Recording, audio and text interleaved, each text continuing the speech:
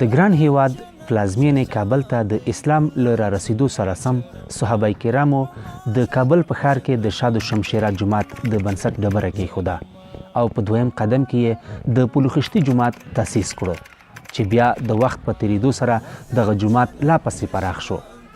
د امیر عبدالرحمن خان په دور کې د کابل ښار نفوس خورا زیات شو نو نوموړی مسجد یې نور هم لوی کړ او په 1201 هجري شمسي کال د جومات ټولې چارې سرته ورسېدې.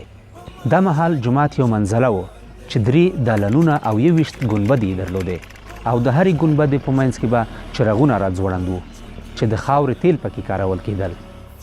په 1440 هجري شمسي کال کې د ترمیم او رغونې په موخه یو ځل بیا کار ورباندې شروع شو چې د جوړونې او عمارت ټولې چارې په 1445 کال کې سرته ورسېدې او په اوسني شکل د صورت د عبادت لپاره پرانیستل شو. د پلخشتي جومات یوه مناره او یو لوی شین ګنبد لري چې مناره یې 2 متره او ګنبد یې 18 متره لوړه ده.